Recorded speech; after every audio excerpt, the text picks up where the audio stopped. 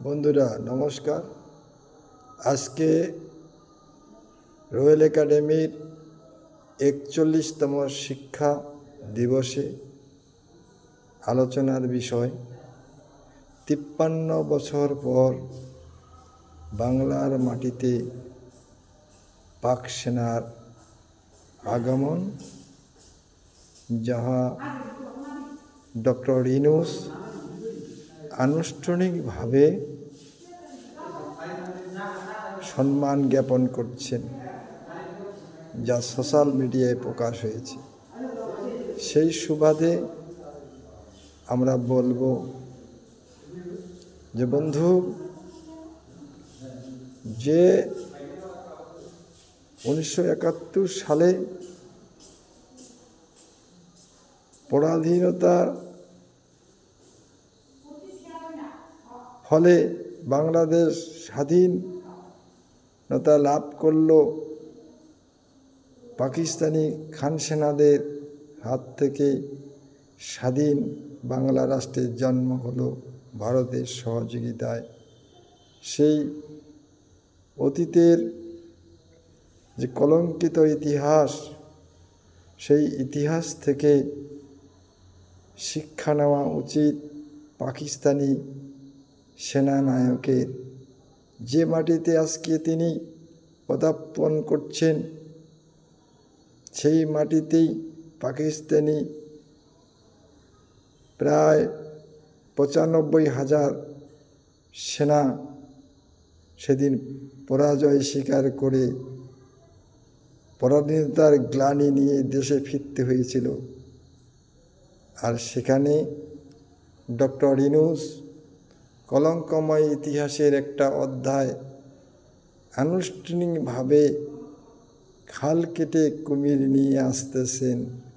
এই সেই ইউনূসের চরিত্র সম্বন্ধে দেশের অগণিত জনগণ বুঝতে পারছে আজকে ইউনূস কিভাবে দেশের মানুষকে ঠকাচ্ছে। সেই ঠকবাজের হাতে আজকে বাংলাদেশের জনগণের যে ইতিহাস, সেটা কলঙ্কে পরিণত হয়েছে।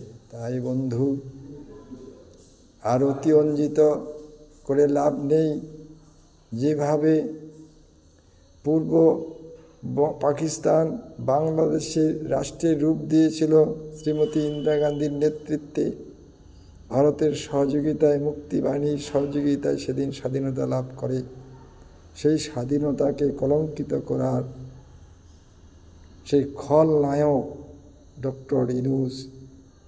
সারা পৃথিবীতে তোমার ইতিহাস সোনার অক্ষরে লিখিত হয়েছিল শান্তি পুরস্কার প্রাপ্ত হয়ে নোবেল বিজয়ী হিসাবে, কিন্তু সেই ইতিহাস আজ অর্থের লোভে, ক্ষমতার লোভে তুমি নিজেই কলঙ্কিত করছো। You have no personality as because you are a greedy person. তার জন্য ডক্টর ইউনূস হয়তো দেখতে পাচ্ছ আমার এই বার্তা সোশ্যাল মিডিয়ায়, তাই তোমাকে বিশেষ করে জানাচ্ছি, একজন দেশের নায়ক কলঙ্কের ইতিহাস বহন করে নিয়ে যাচ্ছে কোথায়। তাই তোমাকে বলতে চাই, আরও কিছু লেখাপড়ার দরকার তোমার, আর সেই সুযোগ হয়তো নাও পেতে পারো, কারণ যে ঘটনা ঘটাইছো তুমি বিশ্বের মাটিতে, তার সাজা তোমাকে পেতে হবে।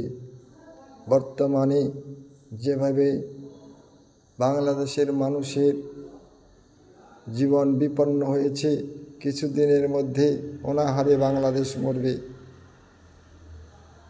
অথচ চারিদিকে এমন করে আরাকানরা আজকে বাংলাদেশের মাটি দখল করতে চলছে। এর মূলেই কিন্তু ডক্টর ইউনূস তোমার কর্মকাণ্ড। তাই ইউনূস এখনও সময় আছে আত্মসমর্পণ করার। যেমন করে বাংলাদেশের মাটিতে পাকিস্তানিরা আত্মসমর্পণ করেছিল 1971 সালে 16ই ডিসেম্বর ঠিক এইভাবে তোমার আত্মসমর্পণ করার সময়।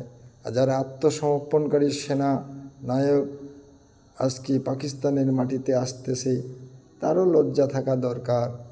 যে পাকিস্তানে সেনানায়ক আসতেছেন বাংলার মাটিতে, সগৌরবে তাকে জানা উচিত এই মাটিতে পাকিস্তানি সেনার পরাজয় হয়েছিল।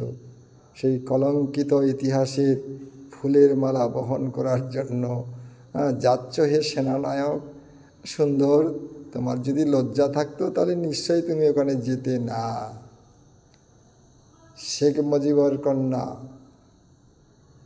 শেখ হাসিনা পদক্ষেপ নিতে ভুল করেনি, তাই সে আজ ভারতের সহযোগিতায় বিভিন্ন দেশে দেশে সে মিটিং করে ঘুরে বেড়াচ্ছে।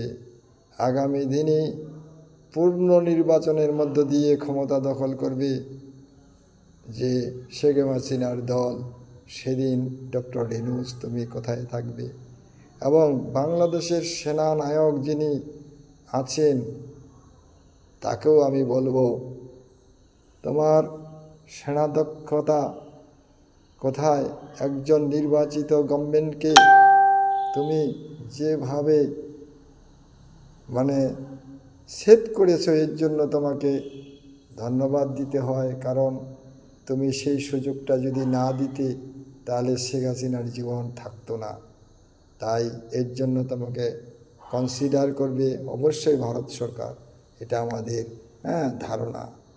কারণ তবে তোমার উচিত এই মুহূর্তে ডক্টর ইউনূসের প্রতি কতটুক তোমার ভালোবাসা, কতটুক তোমার বদানতা এবং দেশ এবং দেশের মানুষের প্রতি কতটুক তোমার দায়িত্ব বোধ, এটা তোমার উপর বর্তাচ্ছে।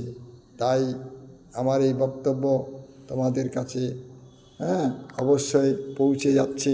তোমরা দেখতে থাকো এবং আগামী দিনে তোমরা তোমাদের চিন্তাধারার উন্মেষ ঘটাও, যাতে ভারত তোমাদের সৃষ্টিকর্তা, ভারত কখনোই তোমাদের ক্ষতি চায় না। ভারতের প্রতি যে অশোভনীয় আচরণ করছো সেটা তোমাদের শোভা পাচ্ছে না। তাই আমি বলবো, এই আজকে সম্পূর্ণ রাজনৈতিক এপিসোড আমি তুলে ধরলাম তোমাদের। জ্ঞান যদি ফিরে, জ্ঞান পুষ্প যদি ফিরে, তাহলে তোমাদের ভালো সুদিন আসতেছে। আর নইলে তোমাদের জীবনের অন্ধকার কালো ছায়া নেমে আসছে। এমনও হইতে পারে কারাগারে বাকি জীবনটা তোমাদের যাবে। এই বলে আজকে আমি লাইভ প্রোগ্রাম এখানে সমাপ্ত করলাম। ধন্যবাদ, নমস্কার। আমার সোশ্যাল মিডিয়ার বন্ধুরা প্রত্যেককে অভিনন্দন জানাচ্ছি। আমার এই প্রোগ্রামটা যাতে সরাসরি বিভিন্ন জায়গায় ছড়িয়ে যায় তার ব্যবস্থা করবেন।